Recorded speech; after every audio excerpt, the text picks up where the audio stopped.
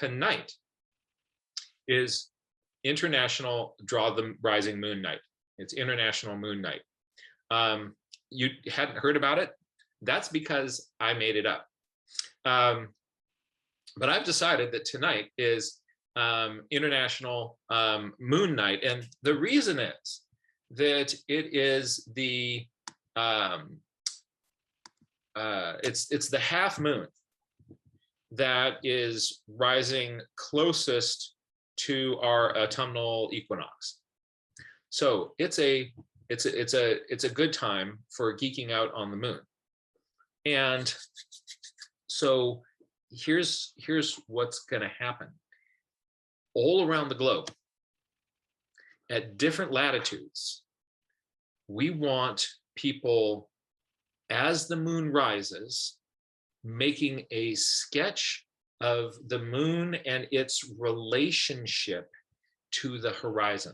So once the moon comes up above the horizon, to make just, all you have to do is just do a little sketch of the position of the half moon relative to the horizon. Why would this be so cool? Well, you're not going to really know why it is so cool until the moon party. And the moon party's this Thursday, same time. So at noon this week, we're having our International Moon Party, where we're going to get the results from different people at different latitudes all over the globe. I was just talking to somebody in South Africa. We're going to get something from there. If anybody knows any Aussies, we got to get the word out to the Aussies. Anybody down at the tip of South America, we really want you. And if you happen to be in northern latitudes, oh, I don't know, Latvia? I'm just saying, we want to get northern latitudes as well. And then we're going to compare the position of the rising moons at all of these different latitudes. So how does the moon change as you go from different latitudes? Does the position of the moon relative to the horizon change as you get in different longitudes? So we are going to see what the moon tells us about where we live in the world. And that's just cool. So we're gonna start today then just with a little bit about moon and kind of visualizing what is going on with when we're seeing the moon, seeing the phases of the moon. Actually, here's kind of a fun way to do it. What we're going to do is I'm going to give everybody here, you've got 2 minutes. And so if you're watching this in a recording, I'm going to ask you actually to do the same thing. So if you're watching a recording of this, don't just wait for it, but actually try it out now. Because what we're going to do is, I'd like you to try is to make a diagram of why we see different phases of the moon. And if you're saying, I'm not really sure why, make up your best possible plausible explanation. Start to see if you can make a diagram that shows different elements. No, we're not Googling it right now. Oh, no, a finger off the Google. Finger off Google, right? No, just sort of see like what's in your head. There's actually some interesting research looking out at if we kind of are aware of what we were thinking, and then we get some more information, and then we're aware of how that changes, our learning actually improves. So, but it's also interesting to see, like, can we articulate in any way? We've been watching that moon change, and then I'll sort of explore one way of playing with that, and then I will give everybody a project that you're going to be doing tonight once the sun goes down and it gets dark, or if you have a room in your house that you can make very dark, you can you can do this. It's really, really fun to do. And you will totally get it and never be confused about the phases of the moon for the rest of your life. And the so let's do that right now. So I'm going to ask everybody just to kind of take, we've got 2 minutes, try to make a diagram that explains why you see what, the phases of the moon, like how that might work, what those are, what you're looking at.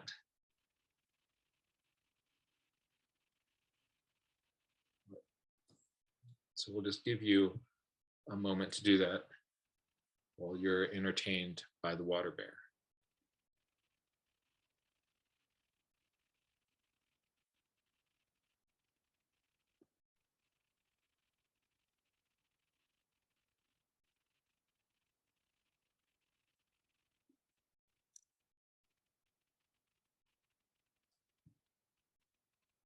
So for people who are just arriving, what we're doing is we're taking 2 minutes to make a diagram of why we see the different phases of the moon. We're not Googling it right now. We are trying to just, off the top of your head, can you kind of come up with a way of visually showing and explaining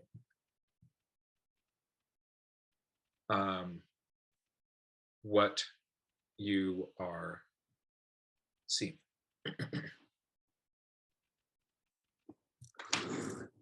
While you're doing that, I'm going to go get some Play-Doh and be right back.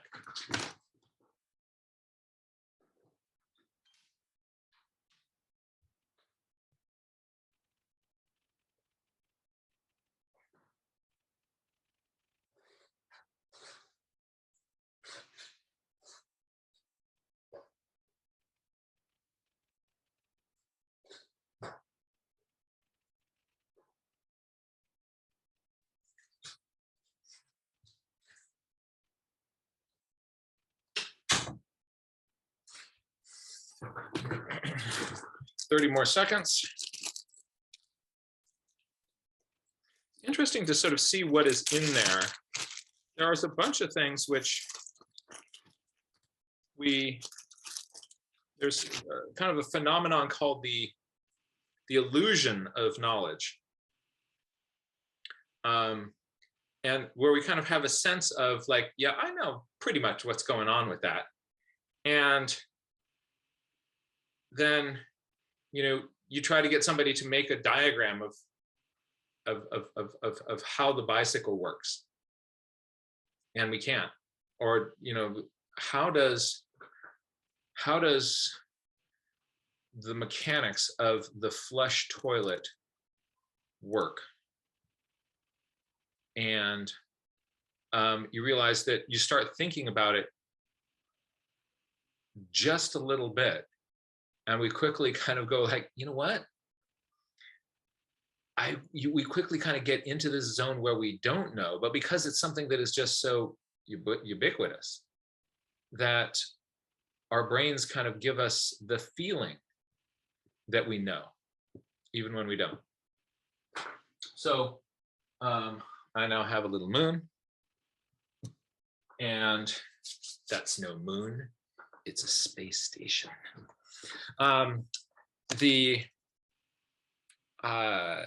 Let's see here.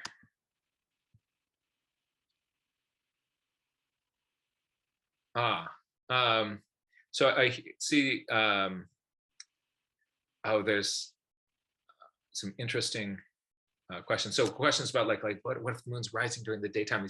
These questions will be answered in just a moment. All right, so I'm going to make a diagram of how the kind of the moon phases work.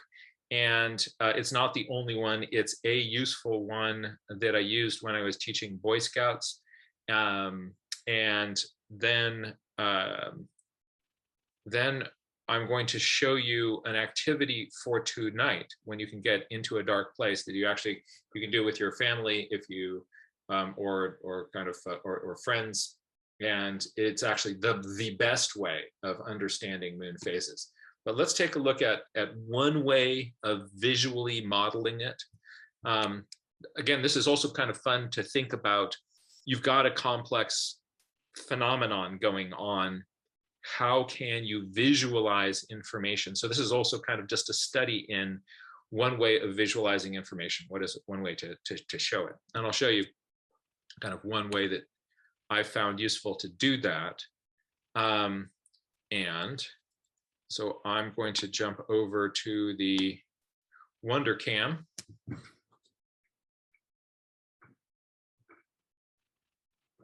All right, so in this diagram, we're going to have, right in the very middle of it, I'm going to make a circle. By the way, when I draw a circle, what I usually do, I'm going to zoom down on this because this is kind of the cool circle drawing technique. Notice that's not round, right? That's not round. So what you do is you start just sort of lightly kind of drawing a circle, and then what you can do is you kind of, as you add more layers on it, you sort of pooch it out and then reinforce the lines that are a little bit better, and it gets a little bit more round. And it wants to kind of come up here a little bit, yeah. And instead of just having to go zoom one line, and actually this, because of the angle of the camera, looks pretty oval, but it's hard to draw, just sit down and draw a perfect circle. And so this idea of kind of making several little circles, and then you're circling in on, you know, as it gets better, you then reinforce the line that you want. That is a more useful technique for drawing a circle. Some people can kind of magically go like whoop and make it a perfect circle. Not one of them. So there's my little circle. Now, oh,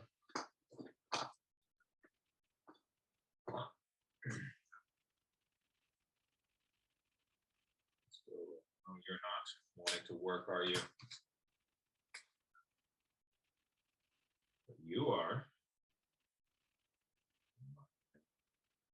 All right, this is my Earth. And in this diagram, in this model, the sun is going to be out here. It's going to be over here on this side. And the sunlight is going to be coming across the page like that. And so, though in this diagram, if I draw the sun really big, then that actually gets confusing because you would then expect the light to be kind of going out in all directions from that big sun. Yes, the sun is much bigger than the Earth, but it's also very, very, very far away. And so what I'm going to do is over here, I'm just going to have, I'm going to write the word, the sun. So the sun is over here. But I'm not even going to really even give it a circle, because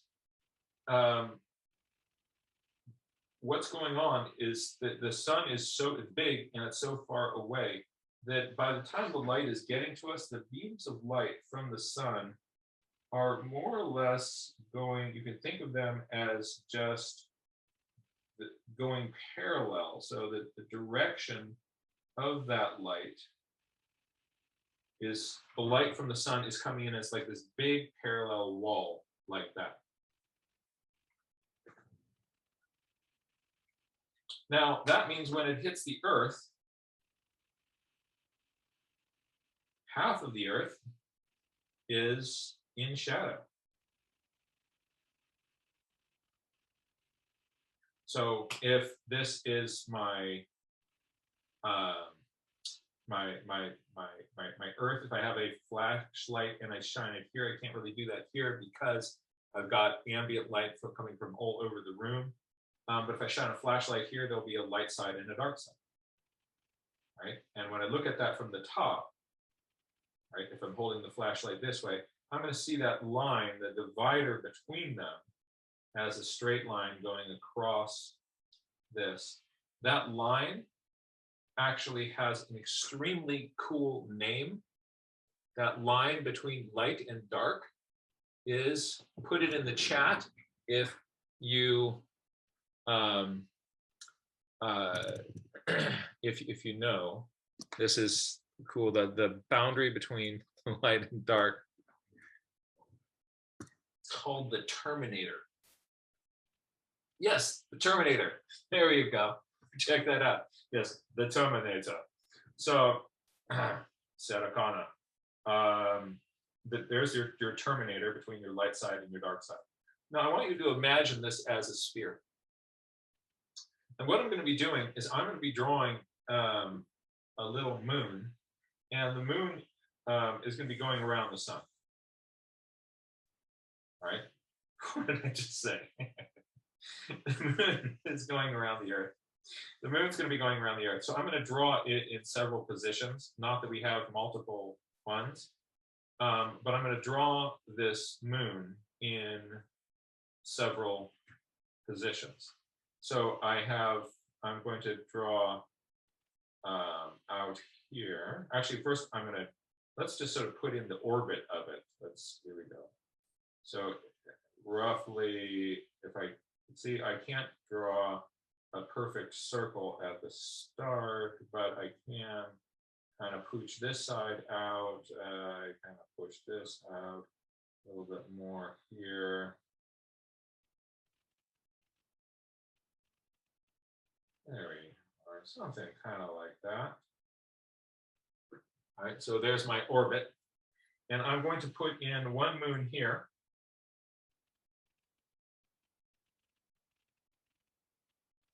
I'm going to put another one in here.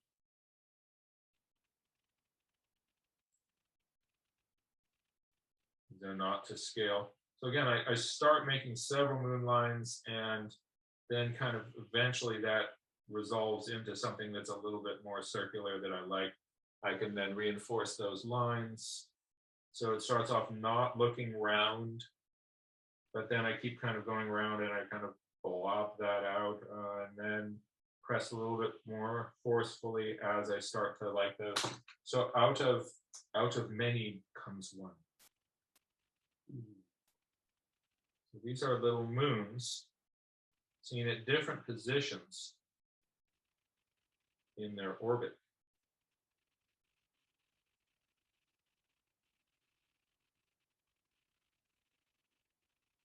And I'm drawing this by drawing the top part, the bottom part, which is a little bit easier than for me just to draw a circle. Now, here comes this fun part. Just like on the Earth, so I'm gonna get two phenomena going on here. One is that the part of the Earth, actually, I'm going to change this diagram just a little bit here.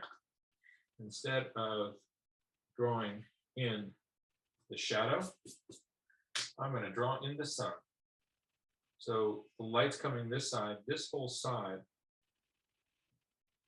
is in sunlight. And the other side is in shade. And the same is going to be true for these little moons out here. So this side is going to be in sunlight.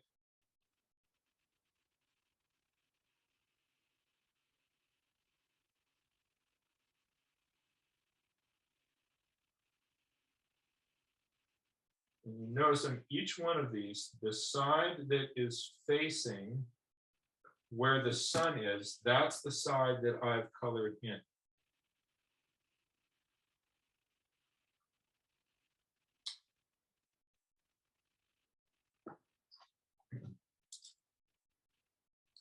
Then, what I'm going to do is I'm going to draw a second line. And what the second line is going to be, I've actually already drawn it. It's the line of my orbit. If you're standing on the Earth here, you're looking out at the moon, you can't see the side of the moon that's on the other side of the moon. you can't see the side of the moon that's facing away from you. So from any point on the Earth, there's only half, you can't see the fact that I just pushed a hole in this side of the ball when this is facing away from you, right? There's just one half that you see. The other whole half of the moon is invisible to you. So that means, let's take this position right here, all right? Here is sort of the line of my orbit. And what I'm going to do is I'm going to put cross-hatching through the side of the moon that is not in shadow, but the side that is facing away from the Earth. So this means face away. That's the side that you don't get to see. And let's just to be consistent here. So there's the sun. So what's that going to be like here? I'm going to follow this like this. I don't see this side here. Everything that is on the outside of that orbit line here, I don't see this side that is facing away from me.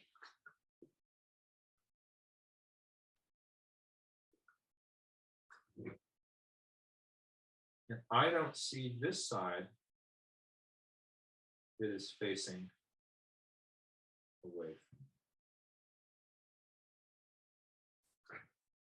me. Now, look at this interesting pattern.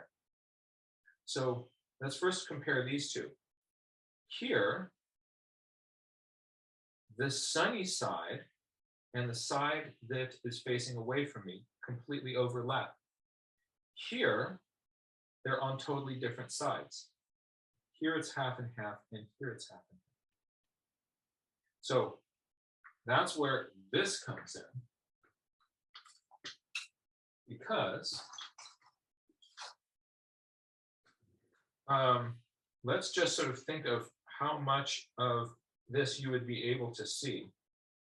If we're talking about this, if you're on the Earth here and you're looking at this, I'm going to cut this. So I'm first going to get rid of the part that's facing away from you. You can't see that surface of the moon, right? Now I'm going to take this half, I'm going to rotate it up towards you, and look at that. There is this full surface of the moon that is illuminated. Every part of the moon that has sun on it is also the side that is facing towards you. This is a full moon. It's the combination of the sun is on the side that you can see. Now, let's try that over here on this side. All right, so here's my moon. And what I'm going to first do is I am going to cut it. And I'm going to first discard the part that is facing away from us, which we cannot see. And then I'm going to also discard the part that does not have sunlight on it, because in order for me to see it, I need sunlight on it. Did you get what just happened there? I took away the part that is facing away from us. That's the back side. I took away the part that's in shadow. That's the front side here. You can't see any of the moon. This is a new, what's called a new moon.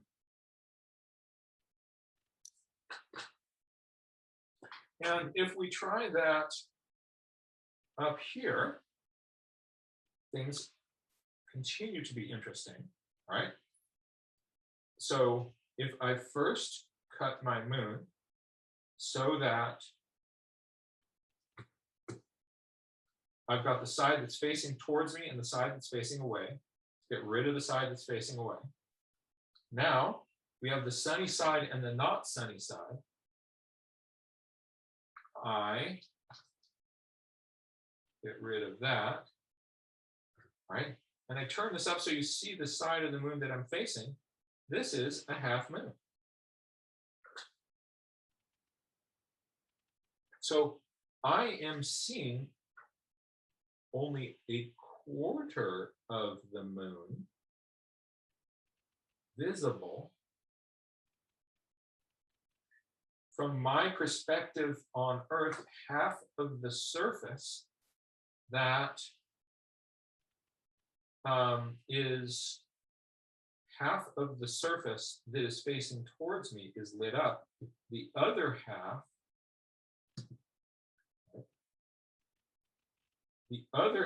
is in darkness. This is a half moon. But what's confusing is you're only actually seeing from the top 1/4 of the moon. So another name, just to make everybody confused, this phase has two names. It is called a half moon. It is also called the first quarter.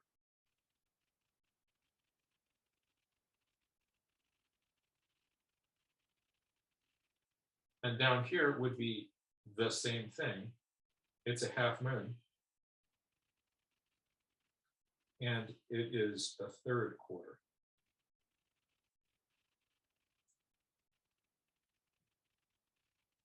And in between here and here are, so in between seeing none of the moon and the half moon is going to be that little, what my daughter calls the banana moon. Here it's going to be more than half.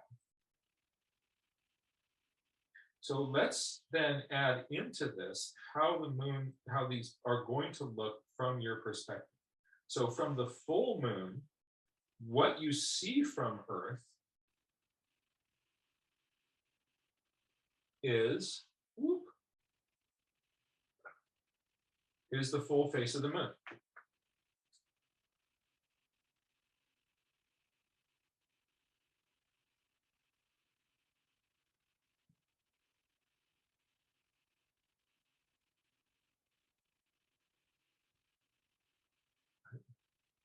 What about here? In this stage, you see none of the moon. You don't see any of it.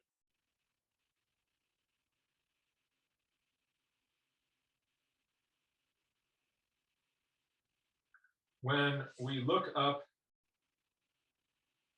and we see the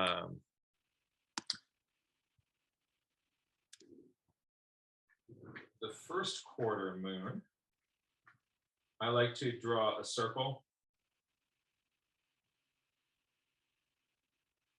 Oh, could you please lower your page a little bit? Oh, thank you.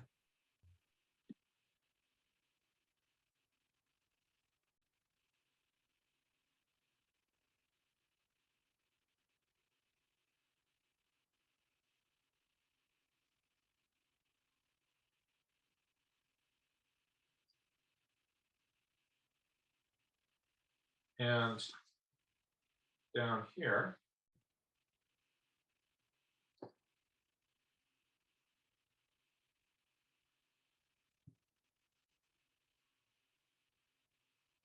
actually, could you maybe zoom out a bit? Just that way we can see. Sorry. Thank you. Yeah. In between here, we have crescents in between here. So ones in here are called crescents. So a crescent moon, those are the bananas.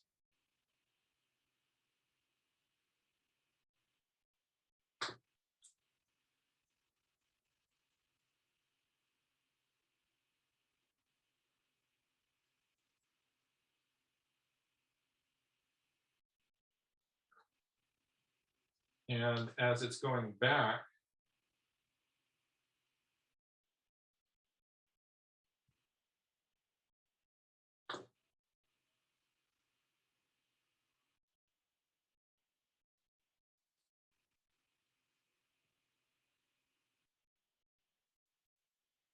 it's going to be doing something like that.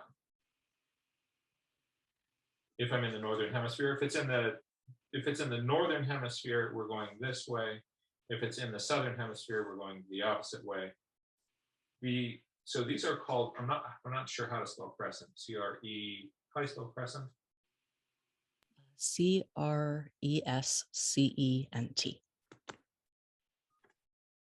I would not have gotten that C in there. So these are the crescents. The ones that are out here that are a little bit more,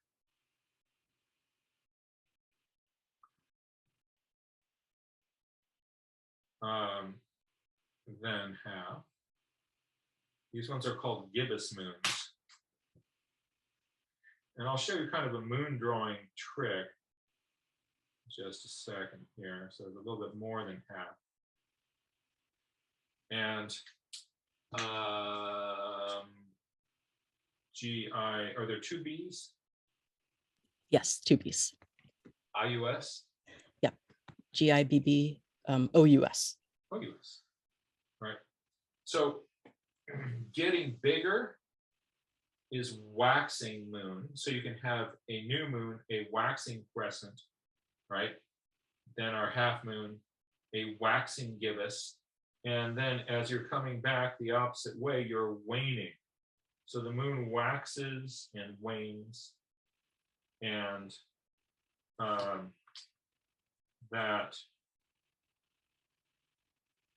so that's fun to track in your journal. And then also sort of think about what is going on when you're seeing that. So bigger, growing is waxing, getting smaller is waning. And that's happening every time we kind of take this big spin around. So that I find is a very useful diagram. Here's kind of a moon drawing trick, a moon crescent drawing trick. Is what I used to do is I would draw the moon as a little hook. Right? But and sometimes you also see the moon drawn this way.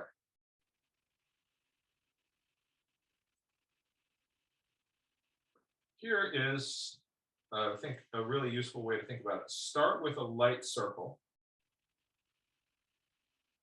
And then you make a line right down through the middle of that. We're going to zoom down on that.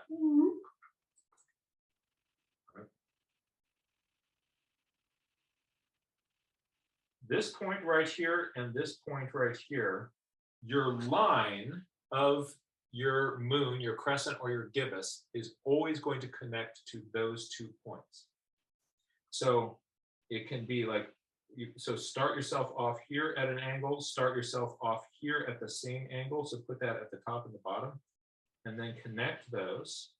Now start yourself off at a wider angle here. Do that same angle down here. Connect those. Or you could be all the way here. I find that if I draw a line here and just try to get it to kind of swing back in, I'm going to come in at a different angle. So I find it's very helpful to start off getting a line that is roughly going out the same way on both sides and then connecting those up.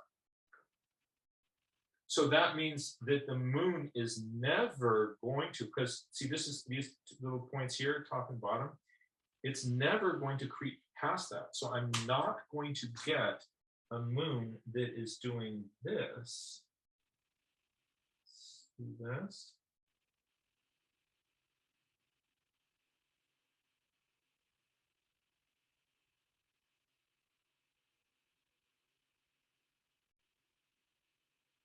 Where this tip here and this tip here is extending past the halfway point as it is drawn on several flags. So it's always going to be circle, find those points, and then You know, if you're a thin crescent, you're going to just get yourself going. It's hard to kind of get the start and the end, so just get those lines going and then just even out between. And then you will have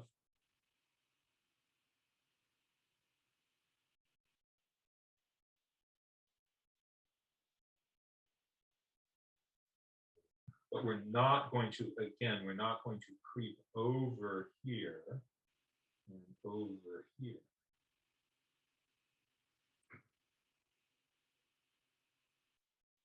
There is a very interesting phenomenon that you can see when you see only a very thin crescent moon.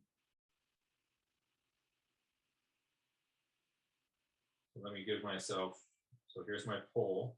I'm going to give myself a very thin crescent moon here.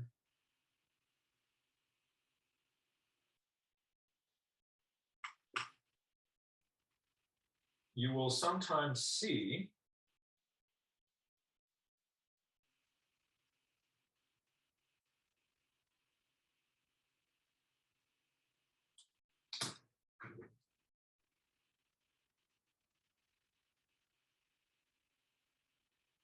that there is a lighter, you sort of see this kind of pale ghosted whole of the moon when you're looking at a crescent. In this case, though, you've got the crescent, the sides of the crescent aren't sneaking over there. I think I need this sky to be darker out here. But you're actually seeing the whole face of the moon as just as a little kind of ghostly hint. You've seen that? You're only going to see that though when you are at a thin little crescent moon. That is, you're going to see that when you are, the moon's in these positions out here.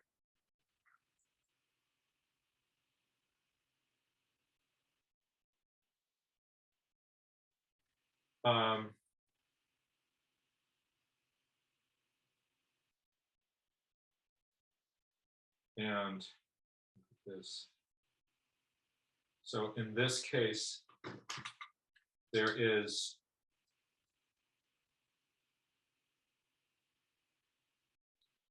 just a tiny little zone, a tiny little crescent that is visible to us. What's happening there that is really fun, the mechanics of this are wonderful. If you know what is, oh wait, am I not on the screen? That's why I'm not on the screen, sorry.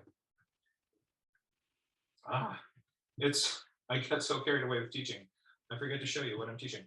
Right, so I've just drawn myself a little moon in here, right?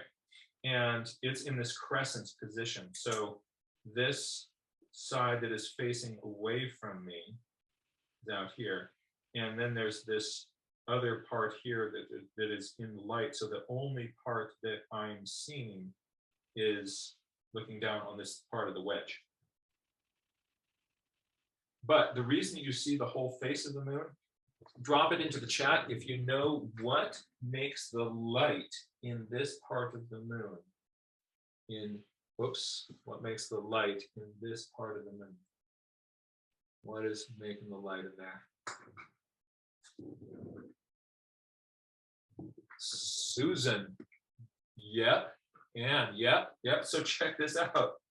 Light from, so when you are seeing the regular moon, let's say you're looking at a full moon, here you are, you're standing on the earth, light is coming past the earth, it is hitting the moon, and then it is bouncing back to your eye. And you see that bright part of the moon. So that's a direct reflection off the moon, reflected sunlight coming to your eye. When you see that little ghosty part, what you're seeing is holy smoke, you're seeing light that is coming from the sun. It is hitting the bright side of the earth. It is bouncing off the earth to the moon, reflecting off the earth to the moon, then reflecting back off the moon to your eye over here. And so it is sunlight that is doing this double bounce off the Earth, off the moon, then back to you, instead of straight from the moon to you. Isn't that fun? Oh, it's so cool. So those are, that's one way of thinking about the phases of the moon.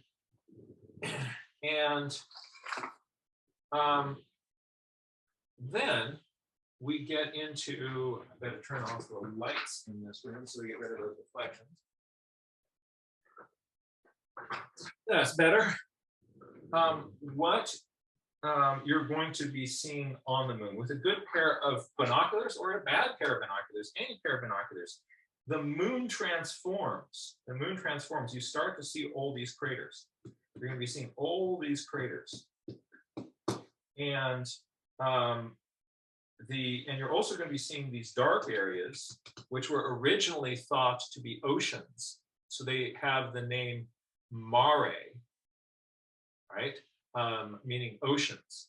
And then then there are these sort of lighter uplands. These were, if you notice, on the uplands, there's more meteorite impact craters. These mare are places where there have been kind of lava flows and things that have come out over the surface, obliterated past impact craters.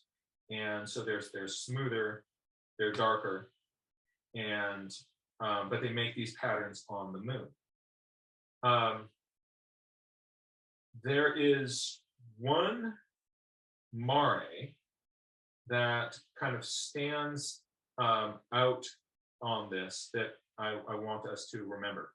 And that's this one here, the Mare Crissum, the Sea of Crises, So this is the Sea of Crises, is this little one that is out here.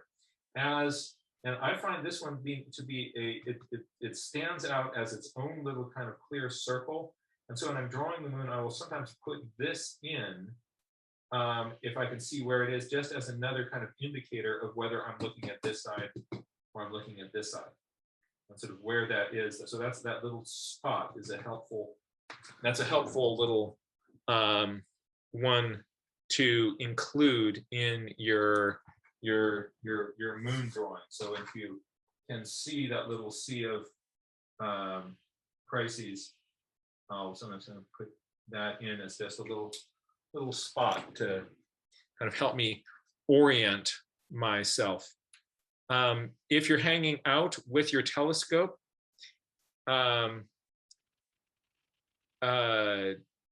Mary in Virginia is actually wondering about is starting to think ahead about kind of what's going on. What's going to happen on Thursday is we're going to get Mare, thank you. We are going to be getting moon sketches from people in the northern and the southern hemisphere, and we're going to be comparing those, Mary, real time, and we'll get Mary's wondering, like, is the moon image going to be upside down in the southern hemisphere? If so, why is that? And we're going to be figuring that out on Thursday when we get real data from all of us. Let me show you a couple other little resources here. Bumpity bump bump bump bump.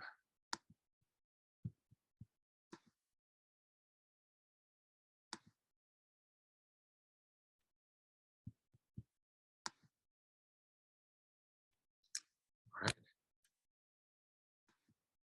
Hold on. For some reason. There we go. Here's a lovely image, right? Anybody has seen the remake of The Lion King? This is a screenshot from that. Can you find Mare Crissum, the Sea of Crises? See it out there by itself? The Mare Crissum. There it is. this is useful because it gives us kind of an anchor point. When we look at the Earth from different places, the moon from different places, we're actually going to be seeing the moon from different angles. And where that mare is going to be changing. And so Lion King is supposed to be happening somewhere near Kenya, which means that the view of the moon that they have there is going to be something like this as you would get on the equator. Notice where the Mare Crissum is. See that picture again? Notice where that is. They're putting a northern hemisphere moon into the Lion King. Hey, isn't that fun? But this is what we're going to be geeking out on. We're going to be seeing all the changes in the angles of the moon. We're going to collect our own data. So this is I'm saying, don't take it from me. We're going to collect our own data. So your own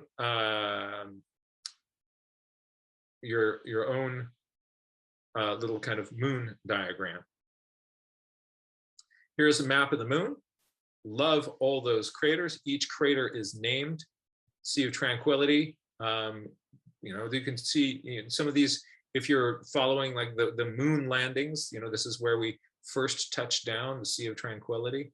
Look at that Sea of Nectar. Aren't those fun? Sea of Clouds, Storms, Rain, Serenity, Tranquility, Fertility, and Crises. The Frigid Sea. I mean, it's fun. It's fun. The names of things on the moon, it's just cool. And then, there's Copernicus and Tycho, and all these craters are named after really cool astronomers. There's little Kepler up here, right? It's just really, really neat.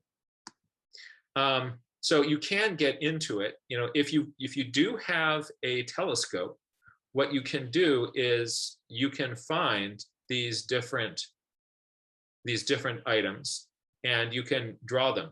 When you go to look through your telescope, though, you will find that the image is almost blinding. So a good trick to do is to get a piece of cardboard and a piece of tape and use that to cover up most of the objective of your telescope, so there's only a little bit of light getting through. It doesn't have to be a round hole, just so that there's a little bit getting through. Another way of doing that is you can just drape a bandana over the front of your telescope, which will then block a lot of light, but not all the light, and you'll be able to see without getting kind of moon blinded. So these are just sort of some of the fun objects we can see on our moon, and different ones, different cultures. Some people see the face on the moon. Some cultures see the rabbit. So here's the rabbit's head. Here are the rabbit's ears. Here's the rabbit's body here. So the rabbit is looking in this direction. In Japan and Korea, it is a rabbit that is making rice cakes. So here is a little pot where it's pounding rice cakes. In China, it was a rabbit that was making medicine. So here's the pot where it's making medicine. So here's the pot. Here's the bunny. I kind of personally like the bunny with the Sea of Crises behind it. So what we're going to be doing is looking at the orientation of the rising half moon when the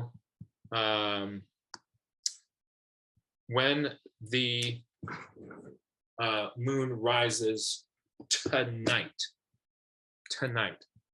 So my challenge for all of you everywhere around the world who is watching this is tonight to capture the moonrise. And you're going to have to set an alarm for this because it's going to rise at midnight. It's going to rise at midnight if you're in France. It's going to rise at midnight if you are in Buenos Aires. It's going to rise at midnight if you are in San Francisco. That actually isn't quite accurate because you are in a time zone and things are kind of averaged out over that time zone that you're living in. And and some countries have decided that the entire country should be the same time zone. So for instance, if you're in China,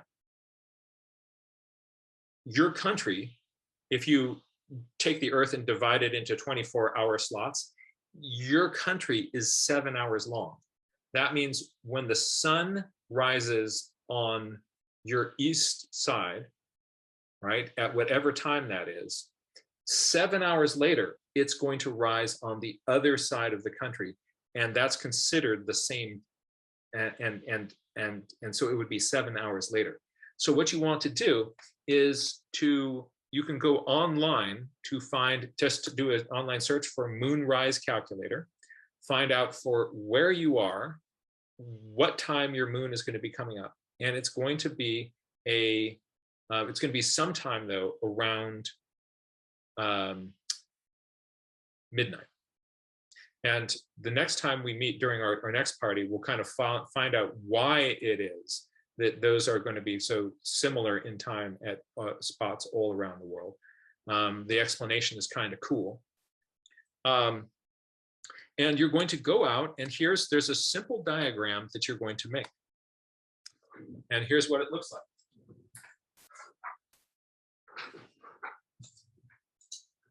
You're going to look towards the eastern sky. If you want to, in advance, kind of draw your eastern skyline, you know, with whatever kind of features you have. You know, the big walrus that sits out there. Because you know there's that big walrus that hangs out in the east. There's the walrus. Right, so there's your eastern skyline. And what you're going to do is the moon's going to come up, and you're going to wait till the moon gets above the horizon, draw in a circle, and then you're going to figure out, is it oriented like this? Like, are you seeing this part of it? Are you seeing this part of it? Are you seeing this part of it? Are you seeing this part of it? It's going to be a half moon, all right? But what angle are you going to cut that off? So let's say it's roughly like this. What you're going to do is try to get this angle here to be as accurate as possible, right? And so then if this were what I have, I would have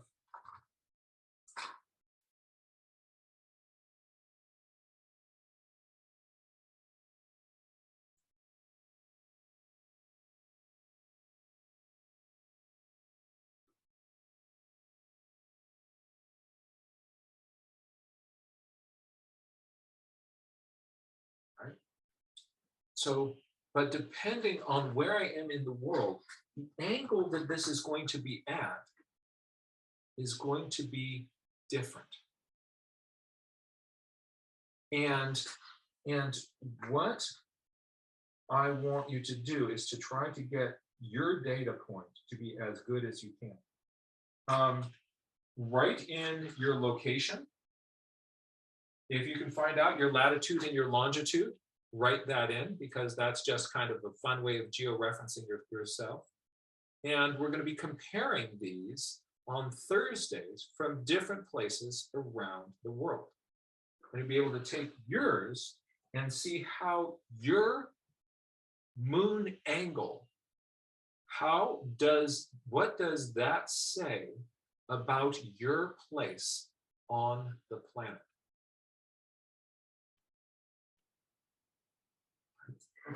So it's going to be close to midnight. It's going to rise in the east. You also, if you've got a compass, you can find out what exactly, how many degrees this point is, right? Is it due east? Right, we'll find out. But the big thing we want to do is get that angle relative to your horizon. That is your mission. And then Thursday, we're going to be comparing those.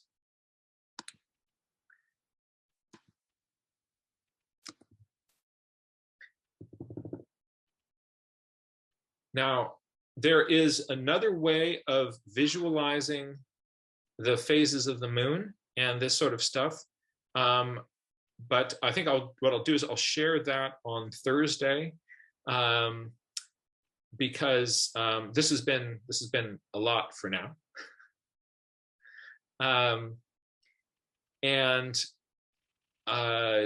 But on Thursday, I'll give you a project. What you're going to need to do, though, what I'd like people to do between now and Thursday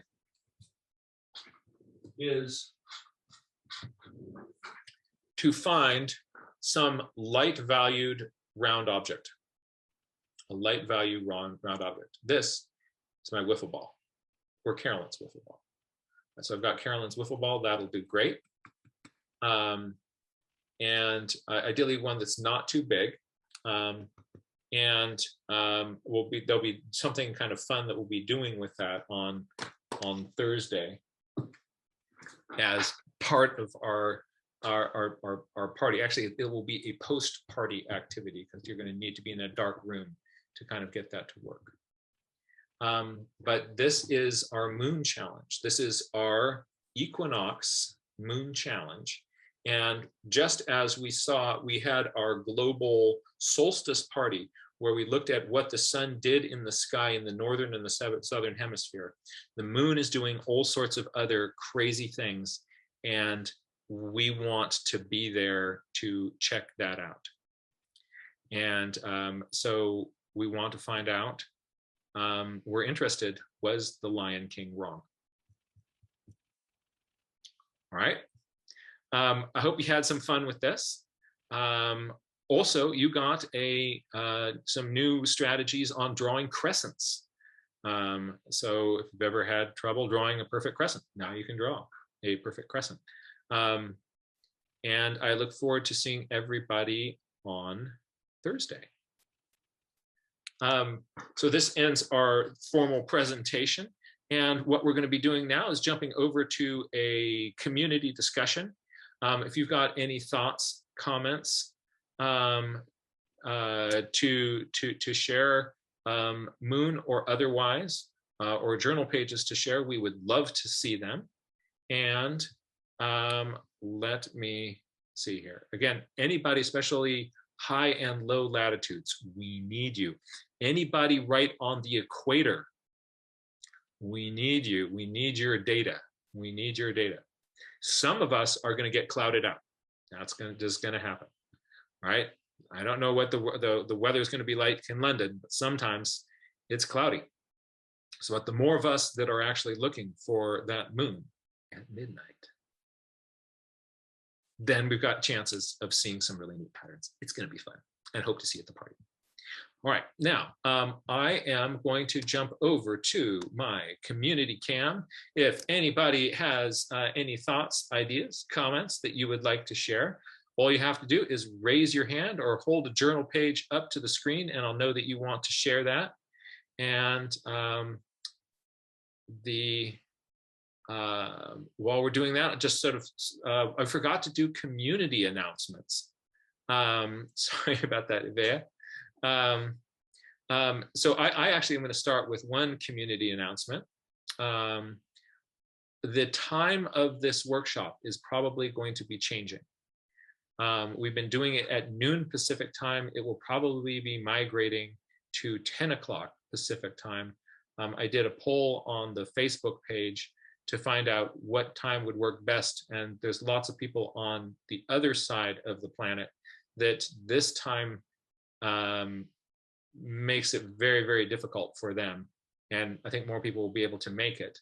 We will still be recording these, and I hope that we're not going to lose too many of you, my dear faithful friends who've been with me at all of these noon ones. But in the foreseeable future, we may be changing over to 10 o'clock. If you have not voted and would like to, that you can still vote on the Nature Journal Club Facebook page. You vote for as many different times as you can. And there's some people have added in some extra ones. Please don't vote in those ones, because I'll be completely ignoring those, because that's when I have to pick up my kids at school.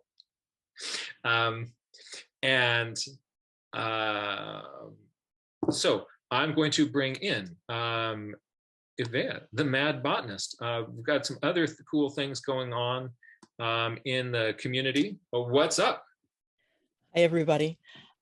So some of our fun things going on are that tomorrow we have our Nature Journal Educators Forum. And if I'm recalling right, the topic will be online. Isn't that right? Isn't it going to be something like online teaching? Yep, I think so. Cool. Tomorrow evening will be Marley Pfeiffer on the Nature Journal show, like usual. And one thing that he's been doing lately that we'll also be doing tomorrow night is as many of you know, we have our amazing book here that Jack wrote, Nature Drawing and Journaling. And Marley has been taking requests about what we should practice. So we've been having live practicing sessions with Marley. So far, we have done some really cool ones. Like last week, he was having us do waves from Jack's book. And a different day, we were doing irises. So you get to vote on what you want him to cover tomorrow night. It's been really fun lately. On Thursday. Yep, it's super, super fun. Are those on the community calendar? They should be. Yes, I believe they are. Although if you want the poll on what to vote for, I'm not sure where Marley keeps it. You can also check on his YouTube page. He oftentimes will have ways of people interacting on his YouTube page itself on a different tab from where his videos are. And I can post that in just a second. On Thursday, I need my one more day off from doing Pencil, Mouse, and Chill, but we should be back on Saturday afternoon at 3. So that'll be that. And then we'll be back here for our moon party, and you know you want to be there. Like it'll be really, really fun, and we can all wax lyrical over the moon. Oh, sorry, I have to tell a horrible joke. When will this end? When will this end? And so then on Friday, I don't know if it's going to be the cloud like the Skyscapitos, but keep your eyes open, because every 3 Fridays or so there is usually Skyscapito appreciation with Bethan and with Roseanne. So keep your eyes open for that. Saturday, I believe Brian is back with the Great Valley Nature Journal Club, and we're going to be doing shadows. So that should be really fun. I think Melinda's off this Sunday. Next Monday, I think it will be Rebecca Rolnick beginning with Restoration. So if you're interested in learning more about, like, I don't know, it's hard to explain, but restoration, telling stories around it, telling stories about how we steward our land, nature journaling, then keep your eyes open for Rebecca Rolnick for her series, her 5-part series, which will begin. Oh, I get it. Restoration. Yes. Restoration. That's good. And I think that's everything, but you can also check out on the community calendar to see what's up. So thank you, everybody. All right. Hey, thank you. Let's see. So questions, comments, moon puns. What you got?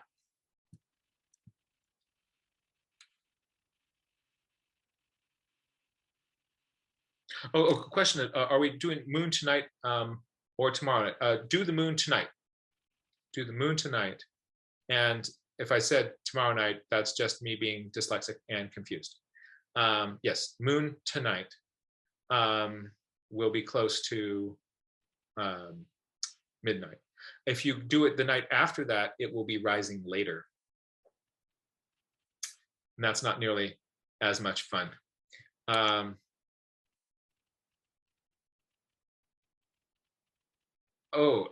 Susan, as a mathematician, I'm just mooning over all this spherical geometry.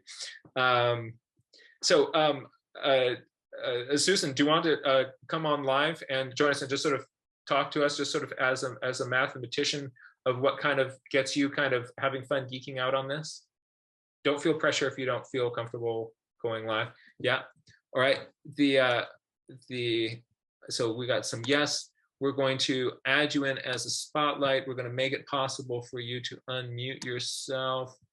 You can now unmute yourself, I think.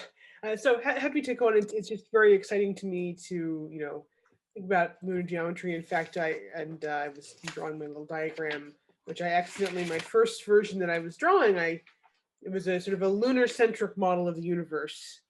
And then I realized that while that would effectively show what I need to show, because relative to the position of the sun, it hardly matters whether the moon or the earth is the center, but it would be more clear if the earth were at the center. But so when you early on suggested that we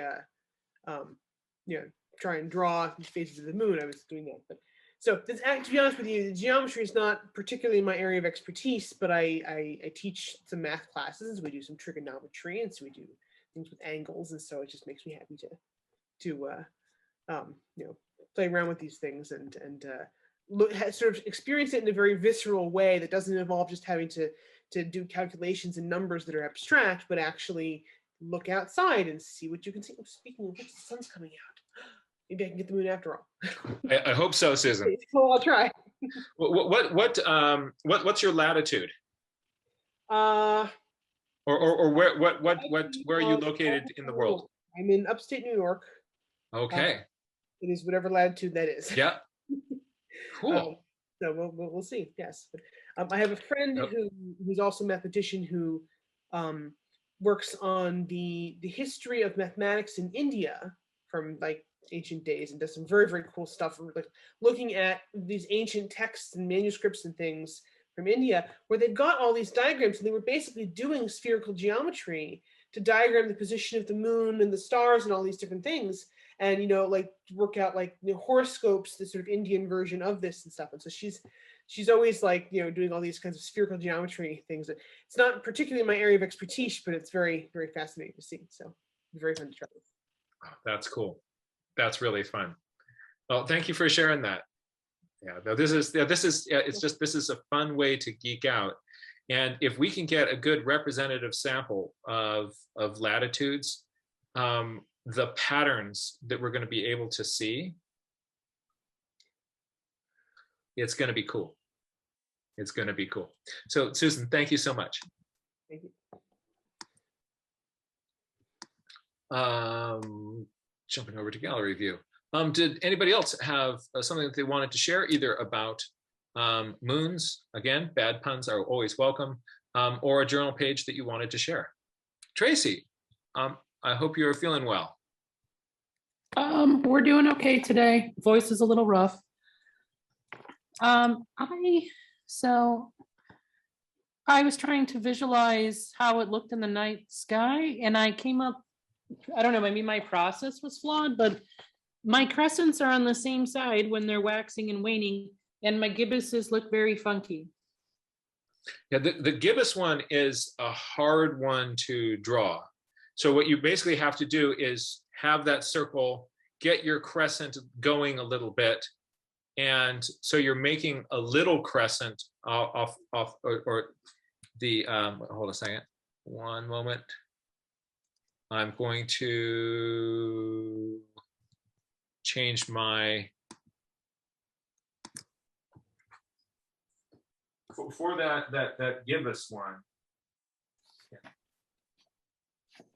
I'm slowly going to kind of get something that gets increasingly circular.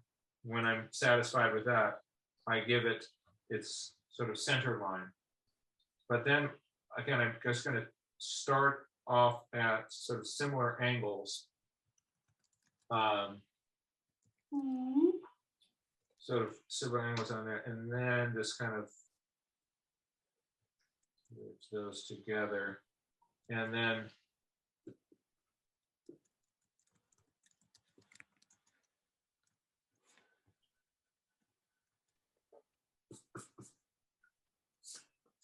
it's hard to sort of, I think the gibbous moon is one of the ones that is intuitively the most difficult to kind of gestalt draw, because your brain is seeing this round curve over here and it's wanting to match that over there. So those gibbous ones are hard. So I really find it helps to just think of a crescent coming off this and then add that onto that half. Okay, mine ended up at an odd angle. My gibbuses did, and I don't know, like I tried to imagine, like I'm looking at this and then I'm translating it into my night sky view. And maybe that caused me to put it at an angle, but is that the way we see it as well? Because the moon is not always like we're going to measure the angle. The moon is not always straight up and down with where the sunlight is illuminating it. Like I've seen low sloping crescents, like they're not always straight up and down. And yes, that's right. Sometimes the half moon is the upper half is empty and the bottom half is full, or even vice versa. I know I've seen. And that's a big thing we're going to be looking at with this sort of a thing this evening. Okay. Is we want to figure out from where you are, what is that angle?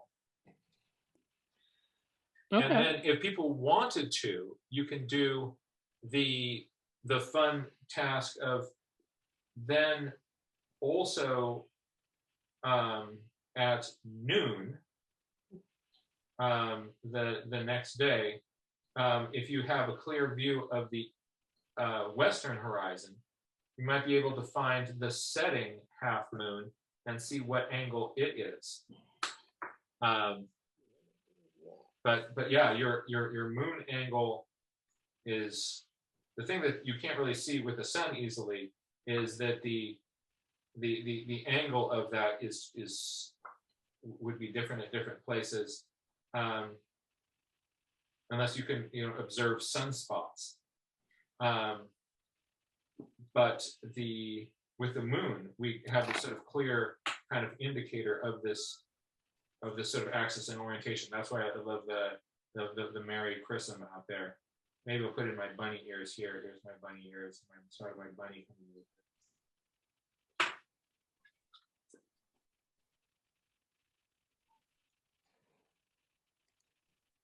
I think the bunny on the moon is so much more useful than the man on the moon. Though we see faces everywhere, we get more details with the bunny. All right, thank you. I can't wait to look at it. It's going to be fun. I think it's going to be fun. I just want to, I really encourage people in high latitudes, low latitudes. Let's see what we can get. And I sorry your throat is feeling hoarse. I'm glad you're feeling a little bit better. Thank you. Can you actually just hold like a protractor up and use that to help you gauge the angle? Yes, you can. I'll show you my favorite tool for that. And what I'm going to be doing when I go out there is I've got a goniometer. So this is a tool that physiotherapists use for measuring angles of joint movement. What I'm going to be doing is lining one up with the horizon, and then rocking the other up till the center line is along the face of the moon. And then I will be able to read directly off of that is, for this one, 60 degrees. That is, I do sell goniometers on my website. I found a reasonably sort of priced source for those. They're kind of a fun way of measuring angles if you want to kind of geek out with those. And they also then expand into a longer ruler for when you need those. That is versatile. It deserves to be in the bag. Yeah, it's I always like to have a ruler with me, but this is a ruler that bends, so it gets shorter, so it doesn't take up as much space, but also does this kind of cool measuring angle-y type of thing, which I really like. I want to thank everybody for being here. I hope that this workshop was fun for you. It's neat to sort of think about, you know, when you're thinking about the sun, the moon, there's this spherical object, I'm seeing part of it. The light is hitting this round object, and I'm seeing that at an angle. There's all that sort of kind of complex stuff that's going up. We'll have one other kind of really fun way of geeking out with that that I'll show you on Thursday, and I hope you have a lot of fun with it. In the meantime, I want everybody to take care of yourselves, take care of your community. Doing some basic things, hand washing, masks, social distancing, and